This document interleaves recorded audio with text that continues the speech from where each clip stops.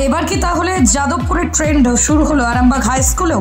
এমন স্বনামধন্য একটি স্কুলেও হয় যাদবপুর ইউনিভার্সিটির মতো র্যাগিং। সহপাঠীদের র্যাগিংয়ের শিকার হয়ে ভয়ে স্কুল থেকে পালিয়ে যেতে হচ্ছে পড়ুয়াদের। মৌসুম কুণ্ডু নামে ১০ম শ্রেণীর ওই ছাত্রের বাড়ি আরামবাগের নবপল্লী এলাকায়। বেশ কিছুদিন হলো সে স্কুলে যায়নি। শুধু মৌসুম নয়, তার মতোই প্রায় ১২ থেকে ১৫ ছাত্রছাত্রী রয়েছে যারা কিনা স্কুলে যাওয়া বন্ধ করে দিয়েছে। মৌসুমের মা বলেন, আমার ছেলে শুধু আমাদেরকে বারবার বলছিল তার স্কুলে যেতে ভালো লাগছে না, তাই সে স্কুলে যাবে না। কেন যাবে না জিজ্ঞাসা করা হলে একটাই কথা বলতো, তার ভালো লাগছে না। স্কুলের প্রধান শিক্ষক বিকাশ চন্দ্র রায় বলেন, মৌসুম কয়েকদিন ধরে স্কুলে আসছে না। এ বিষয়ে অবগত হতেই আমরা সকলেই শিক্ষকরা তার বাড়িতে ছুটে আসি। আর তার সঙ্গে অন্যান্য সহপাঠীদের ঝামেলার বিষয় সম্পর্কে কখনোই আমাদেরকে জানায়নি। তবে স্কুলে যেহেতু প্রায় ২৬০০ পড়ুয়া রয়েছে, সেখানকার অনেক সময় ছাত্রছাত্রীদের নিজেদের মধ্যে বন্ধুত্ব হয়, মারামারিও হয়। তার জন্য স্কুল ছুট হওয়ার কারণ হতে পারে বলে আমরা মনে করি না। তাই স্কুল ফিস তার লাগবে না, প্রয়োজনীয় কিছু জিনিসপত্র তাকে দেওয়া হবে। আগের মতোই পুনরায় স্কুলমুখী যাতে হয় সেজন্য সচেষ্ট হবে। বন্ধুরা ডিস্টার্ব করতে বলে, সেটা কি তোমার স্যারদেরকে জানাওনি? স্যারদেরকে জানানোর পরেই আমাদেরকে পুরোরা বলে দিয়েছিল যে স্যারদেরকে বললে বাইরে বেরোলে মেরে ফেলবো। কতদিন হলো স্কুলে যাও? হয়ে গেছে অনেকদিন। কি নাম তোমার? মৌসুম কুণ্ডু। কোন স্কুলে পড়ো আর কোন ক্লাসে পড়ো? বয়েজে পড়ি, বয়েজে ক্লাস 10। ক্লাস 10 এ। না, স্যারকে বলা হয়নি। তারপর হঠাৎ করে এই সিদ্ধান্ত কেন? ও নিজেই কাজে যাচ্ছে, বারণ করা সত্ত্বেও শোনে না। বারণ করছি যে না, তুই স্কুলে যা, লেখাপড়াটা কর। আমার ভালো লাগছে না, এই কথাই বলছে। আমার ভালো লাগছে না, আমি কাজে যাব। আমি বলছি এখন থেকে কাজে যায়, এখন থেকে কাজে যায় না। ঘরে পড়াশোনা কর, স্কুলে যা, মানুষ হ। তুই বলছি না, আমার ভালো লাগে না, আমি যাবো না। কি নাম আপনার ছেলে? মৌসুম কুণ্ডু। কটা সন্তান? আমার 2টো। কি নাম? এ বড়? বড় এ, আর ছোটটার নাম সৌমিক কুণ্ডু, পিপিতে পড়ে। এর বাবা কি করে? এই সোনার উপর কাজ করে। আমি বাড়িতেই কাজ করি। কিছুদিন ধরেই দেখছি আমাদের এক স্নেহের ১০ম শ্রেণীর ছাত্র মৌসুম কুণ্ডু স্কুলে আসছে না।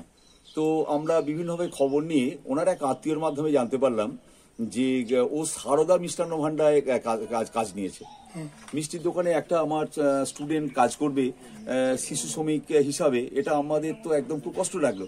তো আমরা ২-৩ দিন ধরেই আমরা বিভিন্ন বাড়িতে যাচ্ছি যারা ড্রপ আউট হয়েছে। আজকে আমরা মৌসুমের বাড়িতে এসেছি। তো মৌসুম আমাকে কোনোদিন বলেনি যে কোনো স্টুডেন্ট তাকে ডিস্টার্ব করছে।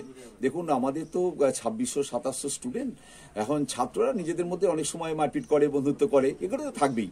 কিন্তু এটা স্কুলে ড্রপ আউটে এটা প্রধান কারণ হতে পারে না।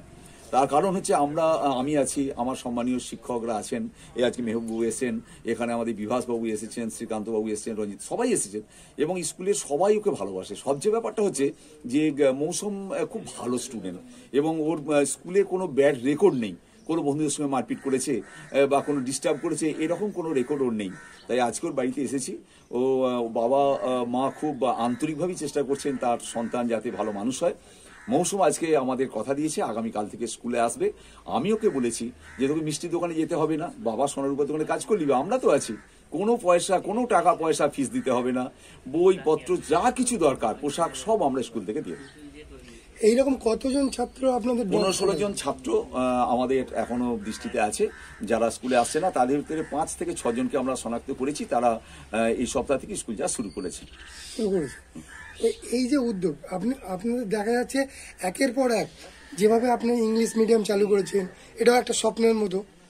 কালকেও দেখা গেল এসডিপিও স্যার নিজে যে ক্লাস করাচ্ছেন, এই যে সাফল্য, এই সাফল্যের পেছনে কি মনে করেন?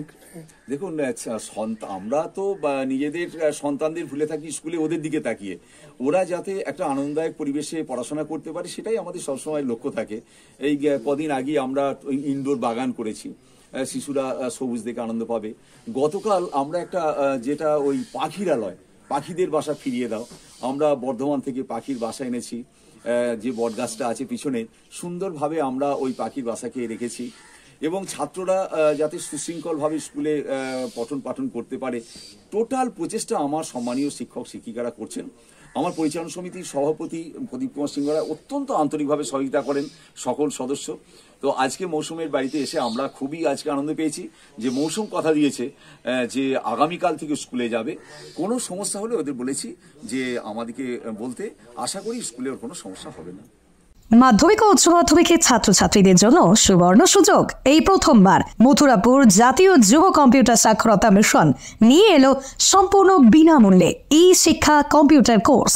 আসন সংখ্যা সীমিত, তাই দেরি না করে আজই ভর্তির জন্য যোগাযোগ করুন নিচে দেওয়া নম্বরে। নমস্কার, আপনারা দেখছেন নিউজ বাংলা 24।